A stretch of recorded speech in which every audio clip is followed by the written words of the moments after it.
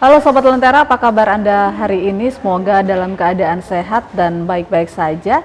Dan tahukah Sobat Lentera bahwa pemerintah kota Surabaya ini merekrut tenaga outsourcing di lingkungan Pemkot Surabaya beberapa tahun terakhir, dan ini mereka rata-rata bekerja di bagian teknis dan fungsional sejumlah organisasi perangkat daerah atau OPD di lingkungan Pemkot Surabaya. Dan kita akan membahasnya di Suara Rakyat, Suara untuk Perubahan, tentunya bersama dengan Wakil Ketua DPRD Surabaya Bapak Ahad Thoni. Assalamualaikum, apa kabar Pak Thoni? Waalaikumsalam Mbak Kety.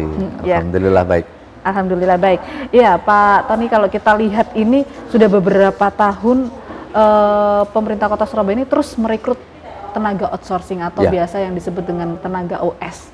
Nah, kalau Pak Thoni sendiri sebagai Wakil Ketua DPRD Surabaya, apa sudah mengetahui berapa sebenarnya jumlah yang direkrut atau tenaga outsourcing yang ada di lingkungan Pemkot Surabaya? Dalam kalkulasi kami ada puluhan ribu begitu kan? Bisa dikatakan gitu, jumlah itu cukup banyak. Rekrutmen tenaga outsourcing itu kami melihat cukup strategis.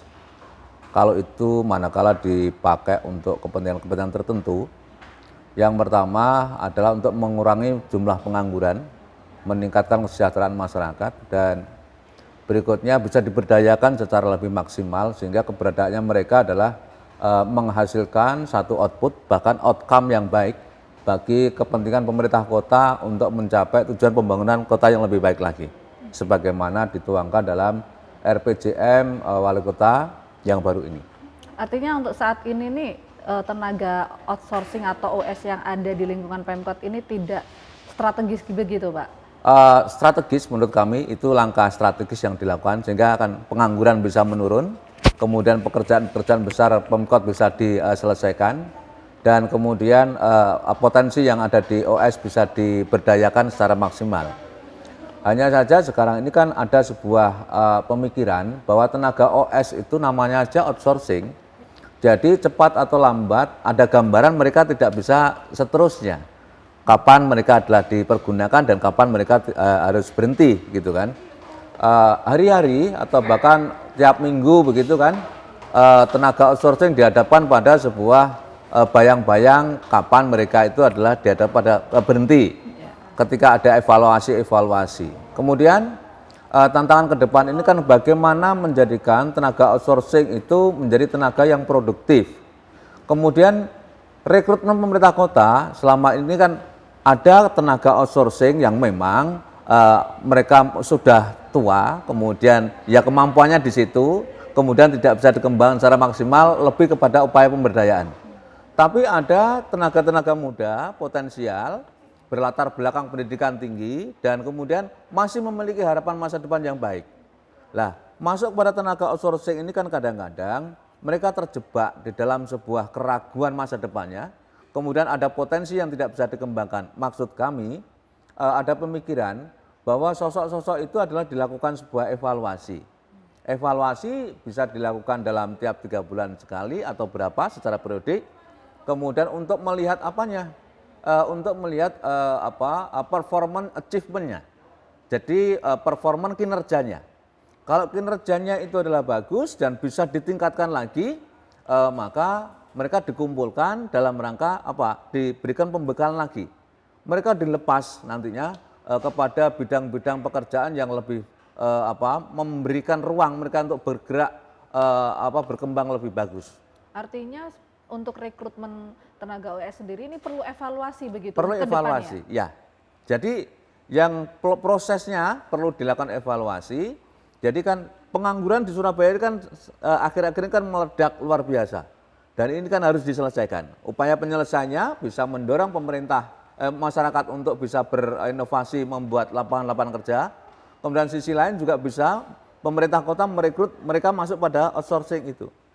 Lah, merekrut pada outsourcing inilah yang kemudian nanti jangan biarkan mereka lalu setelah lama menggantungkan hidup pada outsourcing tiba-tiba putus kontrak. Dan itu kan satu hal yang sangat dikhawatirkan, dicemaskan oleh para tenaga outsourcing. Nah, maksud kami untuk mereka yang punya kemampuan itu adalah dibina, kemudian diarahkan bahkan difasilitasi oleh pemerintah kota supaya mereka adalah bisa membangun sebuah kegiatan usaha di luar dan kemudian membantu pemerintah kota untuk merekrut tenaga kerja baru. Sehingga adalah persoalan pengangguran itu tidak hanya diselesaikan oleh pemerintah kota melalui outsourcing, tetapi juga melalui potensi-potensi daripada outsourcing yang sudah mendapatkan sentuhan peningkatan skill mereka. Oke, artinya pola rekrutmen seperti apa yang ditawarkan oleh DPRD Surabaya ini? Pola rekrutmennya memang bervariasi karena kan rekrutmen yang dilakukan oleh pemerintah kota sejauh ini kan lebih kepada charity gitu, lebih kepada misi-misi sosial penyelamatan. Bahwa mereka itu kalau tidak dimasukkan kemarin kan kondisi COVID, banyak pengangguran, banyak yang tidak bekerja. Kalau mereka tidak direkrut pemerintah kota menjadi outsourcing, maka sumber penghasilan mereka nggak ada, maka harus diambil. Tetapi kemudian setelah ini adalah diselamatkan untuk waktu tertentu, ini kan perlu ada sentuhan supaya mereka adalah nanti bisa naik kelas. Kemudian punya satu kesempatan untuk bisa baik. Ada banyak peluang, Mbak Kety, yang bisa dilakukan oleh pemerintah kota. Sejauh ini ada bidang-bidang usaha yang di Surabaya yang mestinya bisa kreativitas dan bisa di-create dan kemudian bisa dikembangkan bagus. Contohnya kerjasama antar daerah. Kami melihat belum optimal pemerintah kota untuk melaksanakan kerjasama antar daerah. Kemarin kita jajaki ketika ada Kabupaten Sika untuk menawarkan kerjasama itu. Dan ketika kami audiensi dengan pemerintah kota, ternyata pemerintah kota belum pernah melakukan kerjasama antar daerah. Ini satu hal yang menurut kami dalam tanda kutip tidak boleh terjadi secara terus-menerus. Kita dengan daerah-daerah tetangga harus ada kerjasama, kemudian dengan daerah antar pulau juga harus ada kerjasama. Kemudian Surabaya membutuhkan apa, Surabaya memiliki apa. Jadi ada satu timbal balik antar daerah itu. Dan andai kata kita dengan Indonesia Timur, di Indonesia Timur itu ada bahan-bahan rempah luar biasa, kemudian bisa masuk di Surabaya. Di Indonesia Timur butuh barang komoditi yang ada di Surabaya, kita bisa suplai ke sana. Nah, pihak yang pelaku-pelaku ekonomi ini yang bisa dipakai, tenaga outsourcing bisa direkrut untuk bisa ditempatkan untuk bekerja pada lini itu. Jadi lebih pada melihat skill begitu ya, mengasah skillnya begitu Pak? Betul, ya. Terus kemudian ketika misalnya pola rekrutmen itu dilakukan, apakah nantinya juga DPRD sendiri ini meyakini akan berhasil? Ya, itu logikanya akan berhasil manakala pemerintah kota memiliki sebuah ukuran bahwa harus tahu potensi apa yang bakal didorong OS yang memiliki kemampuan baik itu ke depannya, diambil dan didorong dimasukkan di situ. Kita bisa mengkalkulasi tentang peluang-peluang itu. Untuk menjadi outsourcing, mohon maaf, memang kita sudah bisa memberikan angka-angka pada tingkatan mendekati UMR begitu kan. Tetapi kan ketika orang itu berbisnis bisa berlipat ganda, mereka bisa mendapatkan puluhan juta jauh lebih besar daripada sekedar menjadi outsourcing. Dan ini kan sebuah mimpi besar kita, dan kemarin kita sampaikan kepada saudara wali kota menyetujui itu dan mengapresiasi baik. Oke, baik. Pak Tony, kalau kita lihat tadi sudah dijelaskan sama Pak Tony bahwa sebenarnya juga harus kerjasama dengan kota lain atau provinsi lainnya antar pulau begitu ya, supaya ini memang tidak hanya berkutat hanya di lingkungan pemerintah kota Surabaya saja. Betul. Tapi apakah berKTP Surabaya ini juga akan mengganggu atau mereka yang MBR ini juga terganggu ketika mereka misalnya nanti ditempatkan di beberapa pulau atau kota? Jangan dijawab dulu. Kita akan kembali usai jeda berikut ini. Tetaplah bersama kami di Suara Rakyat.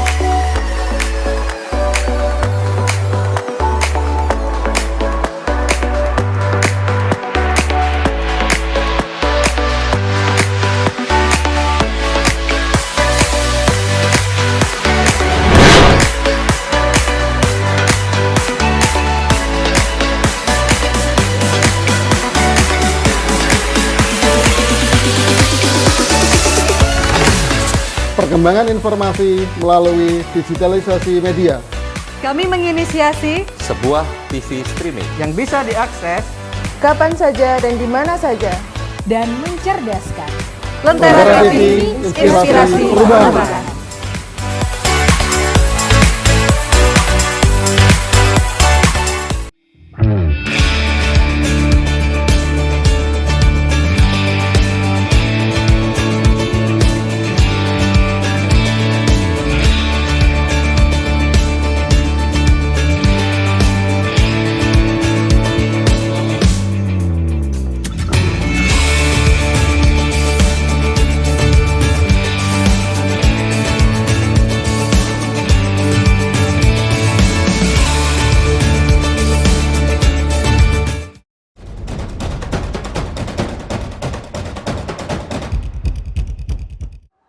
Kembali Anda bersama kami di Suara Rakyat, Suara untuk Perubahan, dan masih bersama dengan Wakil Ketua DPRD Kota Surabaya, Bapak Ahad Thoni. Dan kita juga masih membahas terkait penataan ulang tenaga outsourcing di lingkungan pemerintah Kota Surabaya. Nah, tadi Pak Thoni juga sudah menjelaskan bagaimana sebenarnya pola rekrutmen yang baik agar memang tenaga OS ini benar-benar bekerja sesuai dengan skillnya dan mandiri dan tidak was-was begitu ketika mereka nantinya akan diputus kontraknya. Nah, bagaimana dengan mereka yang berKTP Surabaya, Pak Thoni, dan juga mereka MBR ketika usulan tadi diterima oleh pemerintah Kota Surabaya? Tentunya untuk yang pemerintah kota ini kan punya tanggung jawab untuk mensejahterakan warganya. Ya. Nah, ketika ada warga yang menjadi MBR, berstatus MBR, MBR itu kan masyarakat berpenghasilan rendah, maka dia harus di-upgrade pendapatan mereka. Mengupgrade pendapatan masyarakat itu bisa melalui beberapa hal. Mereka bisa didorong untuk berusaha, menekuni usaha yang sesuai dengan kemampuan mereka sehingga mereka adalah bisa melakukan kegiatan secara lebih rutin, kemudian lebih fokus dan dengan hasil yang lebih maksimal. Kemudian langkah yang lain adalah ketika mereka belum menemukan itu, merekrut, pemerintah kota merekrut, menempatkan mereka pada outsourcing ini. Outsourcing itu kan bukan sebuah lapangan kerja yang dalam tanda kutip memiliki waktu long term.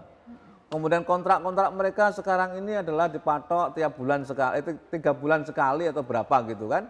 Nah, 3 bulan itu kan seperti halnya setiap orang tenaga outsourcing dihadapkan kepada jantungan tiap 3 bulan. Apakah besok itu diperpanjang atau tidak? Was-was ya? Was-was.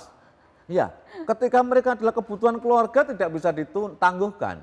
Tetapi ketika mereka adalah mau meneruskan ternyata adalah kontraknya diputus. Ini kan satu hal tragedi yang dikhawatirkan oleh mayoritas oleh outsourcing. Iya. Nah, kemudian lagi jumlah outsourcing yang besar pun juga kami yakin pada masa pandemi ini masih ditoleransi oleh BPK. Tetapi ketika nanti itu adalah ketika suasana sudah normal, maka charity itu tidak dibutuhkan, dipandang tidak diperlukan lagi untuk ukuran yang lebih besar, maka perlu ada rasionalisasi pengurangan. Ketika itu terjadi pengurangan pembiayaan, yang kemudian adalah regulasi BPK menetapkan bahwa untuk belanja modal yang dialokasikan untuk OS itu adalah harus dikurangi, maka akan terjadi adalah rasionalisasi itu. Nah, rasionalisasi sebelum terjadi rasionalisasi, kita harus sudah memikirkan bahwa mereka itu ketika nanti itu adalah akan dihadapkan pada satu proses penghentian, mereka sudah memiliki satu gambaran lapangan usaha baru yang lebih menjanjikan daripada mereka adalah berada di lingkungan OS itu. Artinya mulai sekarang ini pemerintah Kota Surabaya juga sudah harus melakukan pelatihan-pelatihan begitu? Ya. Kepada tenaga OS? Ya. Oke. Jadi pelatihan yang pertama, OS yang ada di Surabaya ini kan ada jumlahnya puluhan ribu. Ya. Itu lalu dilakukan seleksi. Sejauh ini kan tes yang dilakukan kan evaluasinya hanya tes psikologi. Tidak diarahkan kepada tes performance achievement-nya tadi itu. Kinerjanya harus diukur, mereka memiliki kemampuan apa, expert di bidang apa, dan kemudian punya potensi seberapa. Jadi ini di cluster dan setelah itu kemudian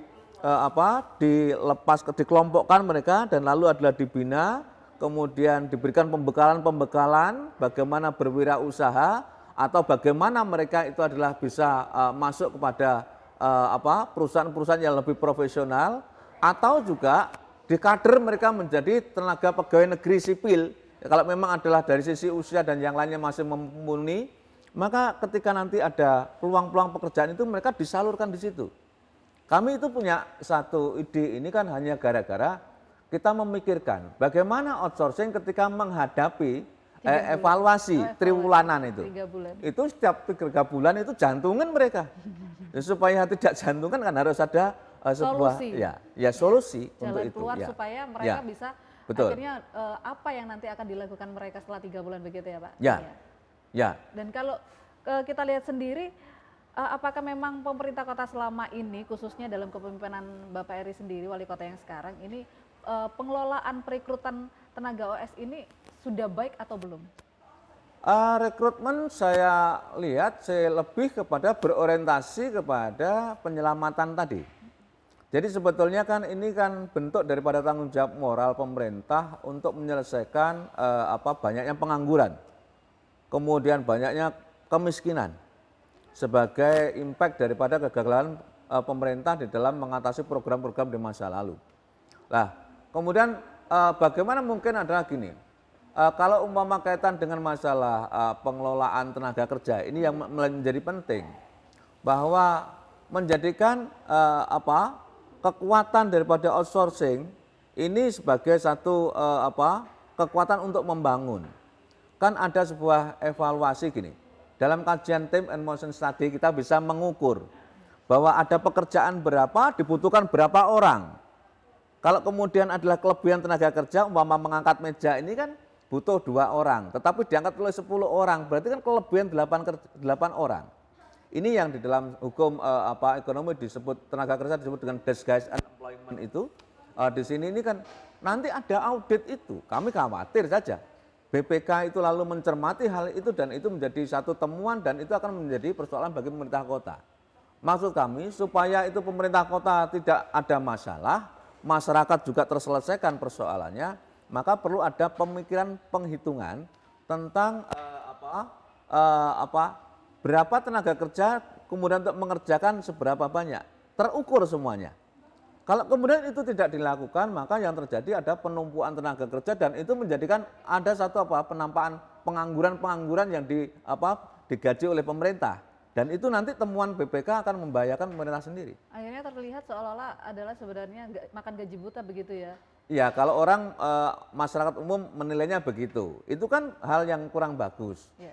Tidak nampak sebuah keadilan. Jadi mestinya kan pendapatan itu mengikuti terhadap pekerjaan apa yang dilakukan. Ya, Pak Tony tadi sempat dikatakan bahwa harus ada pelatihan, tapi apakah juga harus ada dibentuknya tim begitu Pak? Pasti. Jadi tidak bisa ini hanya ditangani oleh OPD sendiri-sendiri, tidak bisa. Kami melihatnya kan bahwa peluang-peluang pekerjaan itu sebetulnya ada di mana-mana dan itu membutuhkan kreativitas daripada birokrasi. Ada dinas tenaga kerja, dia harus cermat melihat peluang-peluang pekerjaan yang ada di masyarakat, lintas daerah, lintas komunitas itu ada, harus bisa ditangkap itu. Nah sekarang dinas-dinas itu adalah dalam tanda kutip terjebak dalam rutinitas yang kemudian menjadikan kami menangkapnya miskin kreativitas, kemudian tidak punya satu gagasan-gagasan baru. Mereka hanya melaksanakan kegiatan rutin yang kemudian hanya untuk memenuhi kebutuhan mereka sendiri. Padahal adalah tugasnya Dinas Tenaga Kerja itu mencari terobosan. Bagaimana pengangguran yang ada di Surabaya bisa diurai, tenaga kerja yang ada di masyarakat yang melimpah ini adalah menjadi sebuah berkah, bukan menjadi sebuah masalah. Kami khawatirnya adalah justru pengangguran ini kami justru hanya dipertahankan dalam rangka untuk menjadi sebuah proyek-proyek begitu saja. Menjadi alasan untuk pengajuan proyek. Nah, perlunya ada satu kalkulasi yang secara terukur, tahun ini ada pengangguran berapa, berasal dari mana, disalurkan kemana, dan kemudian output dan outcome-nya seperti apa, ini akan harus ada roadmap yang jelas. Tidak seperti kemarin-kemarin. Baru saja kita juga menerima membahas laporan wali kota dan kita berikan rekomendasi untuk itu juga. Oke, perlunya ada roadmap dan perlukah adanya membangun kerjasama dengan berbagai instansi dan juga pihak swasta Pak? Jangan dijawab dulu Pak Tony. Kita akan kembali lagi usai jeda berikut ini.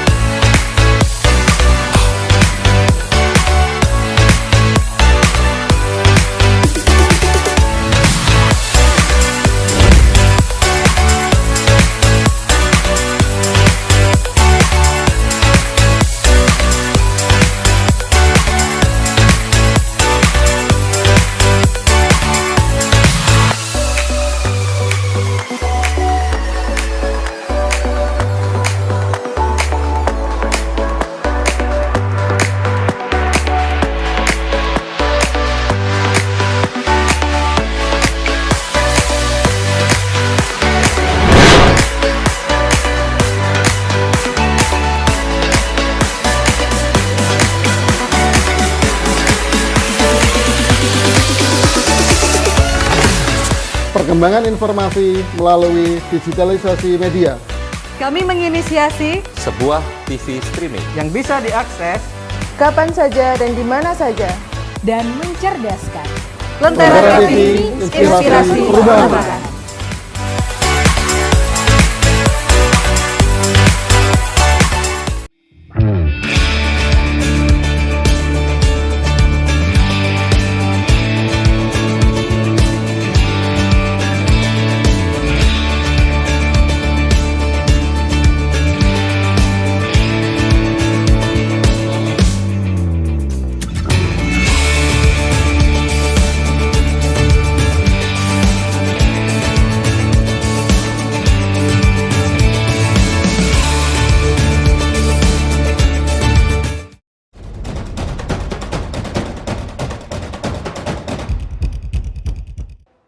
Terima kasih Anda masih bersama kami di Suara Rakyat dan kita masih bersama dengan Bapak Ahad Thoni, Wakil Ketua DPRD Kota Surabaya. Dan kita masih membahas terkait pengelolaan tenaga outsourcing di lingkungan pemerintah Kota Surabaya. Pak Thoni, kalau tadi sebenarnya Pak Thoni juga udah menjelaskan harus ada pelatihan, kemudian dibentuknya tim juga, Ya. dan juga perlu nggak membangun kerjasama dengan berbagai instansi pemerintah dan juga swasta? Pasti. Jadi kita itu sebagai pemerintah daerah tidak bisa berdiri sendiri. Bahwa kita di bingkai dalam negara kesatuan Republik Indonesia, kemudian ada daerah-daerah lain, ada pihak-pihak pemerintah dan kemudian swasta, itu harus berkolaborasi. Jadi kolaborasi ini di dalam regulasi akan difasilitasi, pemerintah kota bisa melakukan sebuah kerjasama G2G, antar pemerintah, kemudian dari pemerintah itu kemudian memungkinkan kerjasama antara pemerintah dengan pengusaha, kemudian G2B, kemudian bisa lagi kemudian membangun B2B.